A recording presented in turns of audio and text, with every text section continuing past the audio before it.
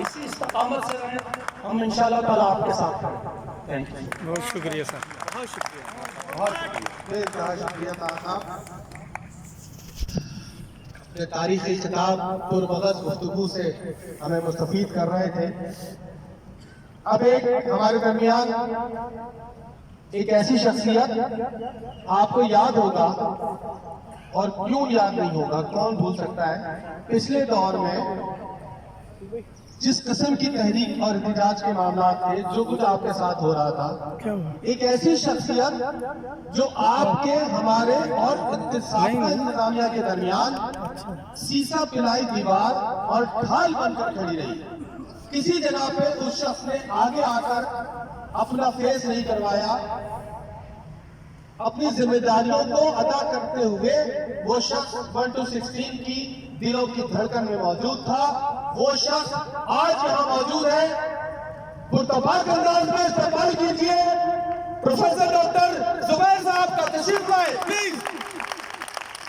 बहुत प्यार, बहुत खुलूस, बहुत इज्जत, इंतहाई पुरजोश अंदाज में हम बहुत मशहूर है जुबैर भाई आपको, प्लीज। अस्सलाम वालेकुम। वालेकुम सलाम। मैं जब यहाँ पे आया था तो मेरे सब आप मेरे दोस्त, मेरे भाई, मेरे साथी हैं।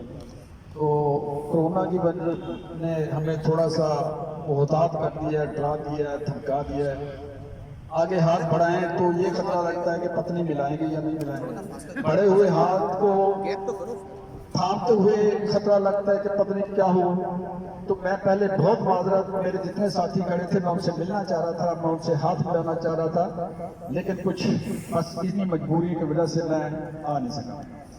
मेरी तरफ से आप सबको बहुत सलाम, और मेरी तरफ से इन ऑफिस में बैठे हुए जो हमारे साथी हमारे ऑफिस हैं उनको बहुत सलाम, और हमारे टीचर्स जो डिपार्टमेंट में बैठे हैं उनको भी बहुत सलाम। ये दूसरे या तीसरे चौथे नंबर पे बुलाने का एक नुकसान थोड़ा सा ये हो जाता है कि बहुत सी बातें हो चुकी होती हैं। तो लेकिन लीव इनकैशमेंट के हवाले से ये कहा जाता है कि लीव इनकैशमेंट जो है वो मिल क्यों नहीं रहा। बात की जाती है जी कोरोना था और कोरोना की वजह से यूनिवर्सिटी बंद थी, एडमिशन नहीं हुए। मैं पूछना ये चाह रहा हूँ कि कोरोना सिर्फ कराची यूनिवर्सिटी में आया, एडमिशन सिर्फ कराची यूनिवर्सिटी में नहीं हुए, फीस जो है वो कराची यूनिवर्सिटी में जमा नहीं हुई। एनएड यूनिवर्सिटी आपकी पड़ोसी है, दूसरे जितने तालीमी अदारे हैं वो भी इसी शहर में, इसी मुल्क में है। सबके साथ जो है वो यही सूरत हाल थी। सब ऑफिस बंद थे, यूनिवर्सिटियां बंद थी, एडमिशन के मसले थे, फीस की कलेक्शन का मसला था। लेकिन क्या वजह है कि एनएडी यूनिवर्सिटी ने अपने एम्प्लॉइज को जो लीव इनकैशमेंट दे दिए। अभी सिंध यूनिवर्सिटी में मेरी कल ही बात हुई है, उन्होंने लीव इनकैशमेंट की इंस्टॉलमेंट कर दी है 3, 2 उनको मिल चुकी हैं, एक अभी कल जो है वो मिलने वाली है। आखिर हमारा ही ऐसा क्या सिलसिला है कि हमें ही हर दफा जो है वो क्यों इस ग्राउंड में जो है वो जमा होना पड़ता है। सर ये मैं पिछली इंतजामिया का पार्ट था, कैंपस सेक्रेटरी था और बहुत से वाक़यात का चश्मदीद गवाह था, और उसमें एक वाकई तरफ इशारा करना चाह रहा हूँ। उस वक्त में यही हालात थे, लीव इनकैशमेंट के लिए जो है वो डिमांड की जा रही थी। इंतजामिया की तरफ से ये कहा जा रहा था कि पैसे नहीं। मैं भी वहां पे मौजूद था, वीसी साहब के पास, अजमल साहब के पास, आपके मैं कुछ काफी साथी थे वहां पे, लेकिन आप में से भी वहां पे हो गए।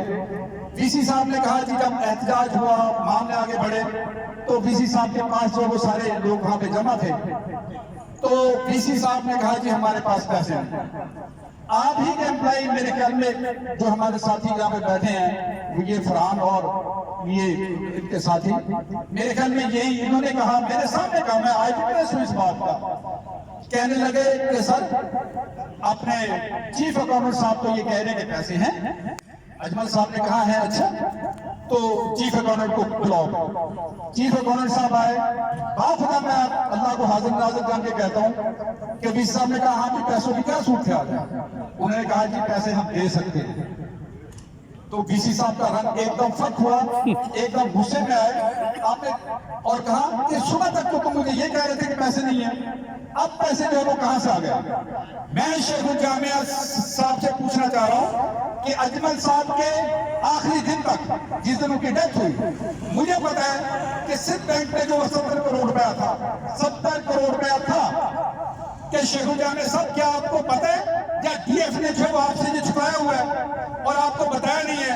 मुझे और भी पता चला है कि 20 करोड़ जो है एक अकाउंट में है, और मुझे और भी बताया गया है कि 10 से 12 करोड़ जो है वो किसी और अकाउंट में इस वक्त जो है वो मौजूद है। इसके अलावा एडमिशन हुए, KUS में एडमिशन हुए, पब्लिक एडमिनिस्ट्रेशन में एडमिशन हुए, वहां की फीसें जमा हुई, फिर जो है यहाँ पे एग्जाम हुए, सेमेस्टर के एग्जाम हुए, उसकी फीसें जमा हुई। तो मैं ये पूरे वसूल से कह सकता हूँ कि किसी न किसी ने अंधेरे में रखा हुआ है। अगर आपको अंधेरे में नहीं रखा, आपको इन सब बातों का पता है, तो फिर ऐसी क्या बात है कि आप जो है वो लीव इनकैशमेंट जो नहीं दे रहे? ये लीव इनकैशमेंट हमारा सबका हक है, ये हमने लेना है और आपने जो है वो देना है। ये क्यों हमारे जो में लगवाते हैं आप? ये क्यों जो है जो हमें जो है फिर आप कहते हैं कि ऑफिस में काम नहीं होता? अरे भाई, घर के अंदर जो भागे पड़े हो, घर के बच्चे जो भूख से बिलबिला रहे हो, लोगों ने जो है वो कर्जे ले रखे हो, इसी आस पे, इसी उम्मीद पे कि लीव इनकैशमेंट मिलेगा तो हम ये कर लेंगे, हम वो कर लेंगे। और आप जो है करें भाई, मुझे तो अच्छा लगता है कि आपने चौराहा को सजा दिया तो उनके भी लगा दिए। अरे भाई, पहले जो बेसिक जो हमारी जरूरियात है वो तो पूरी कर दो। तो मेरी आप सबसे गुजारिश है कि आप, माशाल्लाह बहुत बड़ी तादाद है, बड़ी खुशी हुई मुझे देख के, असातिज़ा सब आपके साथ है, सबसे हमारी बात होती है। एक और मैं बात करूं NEC से रिलेटेड कि आप इस बात से ना घबराएं कि आपके साथ वो नहीं है, आपके साथ वो नहीं है, आपके साथ वो नहीं है। तहरीक कंध लोग ही चलाते हैं, कंध लोगों ही में इतना हौसला और हिम्मत होती है तो वो निकल कर जो है वो सामने आते हैं। हम सब आपके साथ हैं, हम एक हैं और हम इंशाल्लाह हमारा जो भी राइट